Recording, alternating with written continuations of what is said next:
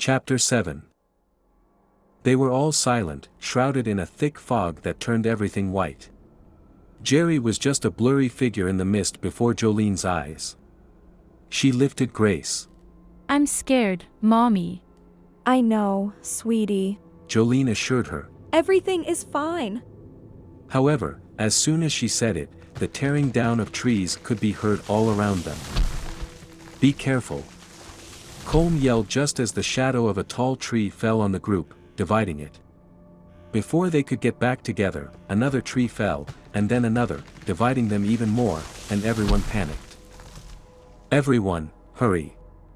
Howard's voice could be heard from afar. Jolene dashed through the dense fog and clutched Grace close to her body. Even though branches and twigs were tearing at her skin, she didn't stop because the sound behind her was much more terrifying.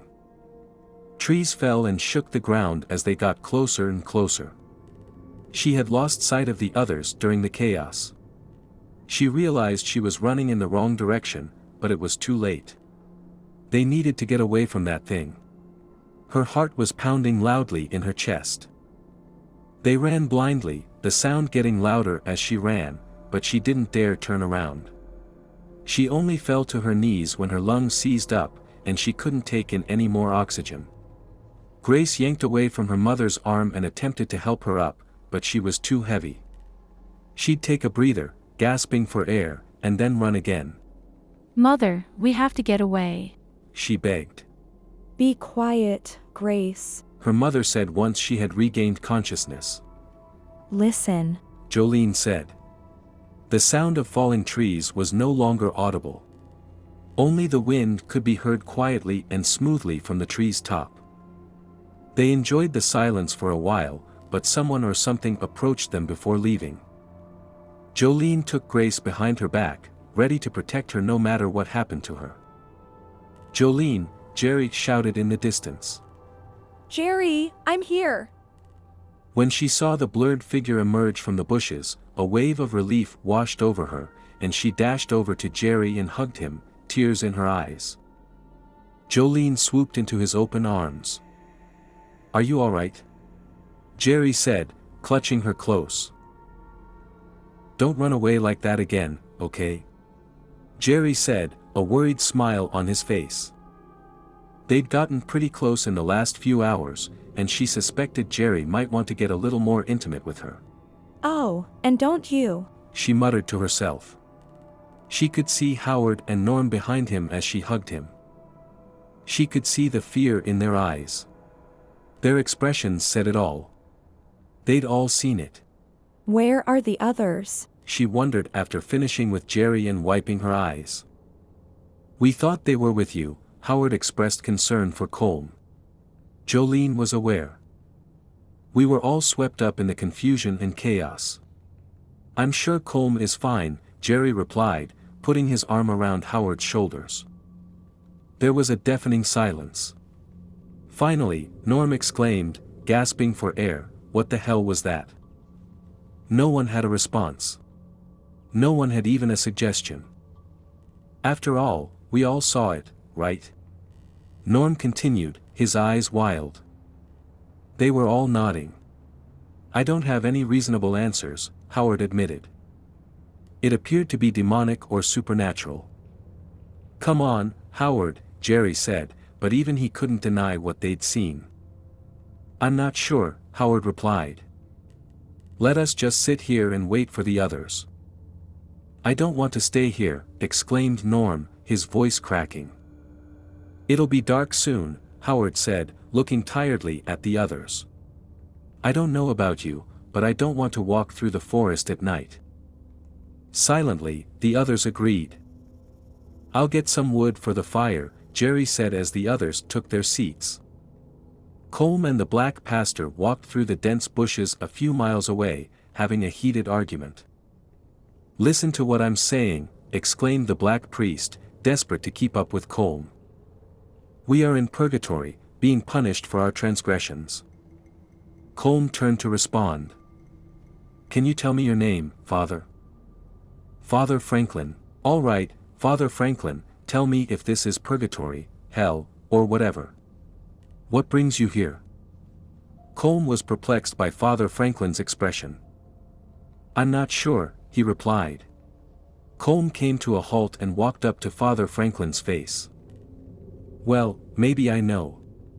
Have you touched any small children recently?" Colm scolded. When Father Franklin saw the expression on Colm's face, he took a step back.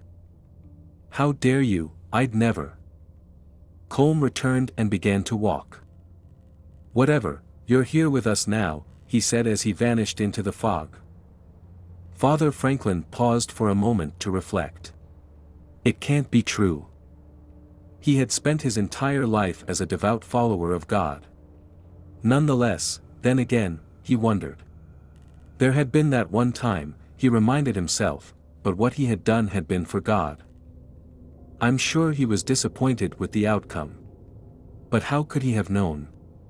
As he stood in his thoughts, he realized Colm was far ahead and began running, but he was soon lost. As the mist surrounded him, he was surrounded by despair. He then heard it. Like church bells ringing, a faint sound could be heard in the distance. With astonished eyes, he looked up. Amid the trees stood a church, not just any church but his church. It was as if it had appeared out of thin air. The forest's trees were still all around. It was as if the church had been torn down and rebuilt there. It didn't look right among the tall trees, but it couldn't be mistaken. Its white paint was flaking away, revealing the old wood beneath. The entrance, under the high tower. The building appeared to be decaying. Just as he recognized, so did it seem unfamiliar to him. He rose from his knees and began walking toward the entrance. He pushed on the wooden doors with his palms. The doors swung in, their hinges grinding. Father Franklin stepped over the threshold, clearing his throat. He was inside at the time. He noticed that the windows were caked with dirt and grime, allowing very little light and casting dark shadows over the small chapel. He could still see rows of benches lining the narrow aisle and a tall podium at the front of the chapel, where he had preached hundreds of times. The crucifixion statue stood on the stage. He was so enthralled in the statue that he didn't notice the slow creaking from above until the rope cracked loudly, and he saw a pair of feet hanging from the corner of his eyes. However, blood appeared to be oozing from Jesus' eyes. He seemed to be looking directly at Father Franklin accusingly. One word was carved into the wooden statue. Greed. 3 people were strung up by their necks from the upper back podium, where the choir usually sang. A mother and 2 of her children. Their hands were tied behind their backs, wearing white bags over their heads. Looking at the 3 figures in horror, Father Franklin realized that one was missing. A soft and slow whistling could be heard behind him as if on cue. He turned slowly and noticed a dark figure sitting in the front row. The dark figure began to speak as he approached. "You slaughtered your lamb, priest," he said deep and menacingly. Father Franklin could see a bullet hole in the back of the person's head, revealing bone and brain tissue, and he knew instantly that it was the father and husband of the 3 people hanging behind him. The blind shepherd, the man chuckled as Father Franklin approached him. The man was bald and had dark skin, and Father Franklin recognized him as one of his church followers. His eyes were milky white, and his mouth hung as if it had been broken. His left lower lip had a large wound that caused it to hang, and he drooled blood. "Jordan," Father Franklin murmured between his teeth. "Hello, Father, have something on your mind, perhaps a confession," Jordan said, his teeth gritted. With a shake of his head, Father Franklin expressed his dissatisfaction with the situation. "This isn't going to happen," he reasoned. "Haven't been pinching a little from the collection basket," he joked. Jordan then began convulsing as if he was about to vomit. Jordan opened his mouth, and a black snake slithered out of his throat onto the wooden floor, horrifying Father Franklin. It hissed as it made its way towards him. Father Franklin backed away, stumbling into the confession booth as the door closed, trapping him inside. "Come on, Father Franklin, you know how it goes," Jordan said from the other side. I'm so scared, Father Franklin said, his voice breaking up. Confess your transgressions. Jordan yelled, his hoarse voice echoing throughout the building. Then Father Franklin began. Please forgive me, Father, for I have sinned. It's been a very long time. Go on, Jordan said. I betrayed my religion, my adherents, and myself. I am guilty of being avaricious and stealing money from my followers. And what were the consequences of your greed? Jordan demanded angrily, opening the small window to look Father Franklin in the eyes. Father Franklin sobbed, You preached to us to give you what little we had and promised us salvation. In addition, when we did not have enough money to pay for our land. So, what did the white man do? They hung my family for refusing to leave and believing in you. Father Franklin desperately attempted to justify himself, saying, How could I have known? Jordan yelled, Silence. Please tell me what you believe is an appropriate punishment for that. No, please have mercy, Father Franklin said, recalling the reversal baptism ritual, as Jordan's face vanished into the darkness and Father Franklin was thrown out of the booth as if he had been airlifted. He landed on his knees on the floor. He slowly raised his head. The black mass in front of him formed into a humanoid shape, covered in a dark cloak and decayed-looking skin. The body flew above him on the ground, its mummified face covered in ripped black cloth staring at him.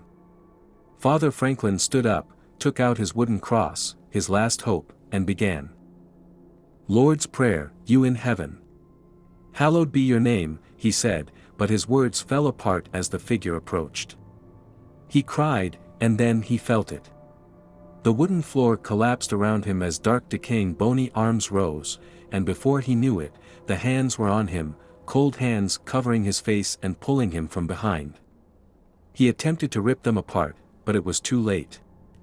They started dragging him down to the dirt. He couldn't breathe and tried desperately to get out, but his entire upper body was underground. Only his legs remained in midair. He tried one more scream for help, but Father Franklin vanished, his mouth filled with dirt. He was engulfed in agony and darkness. He died slowly. He died without hope and without faith.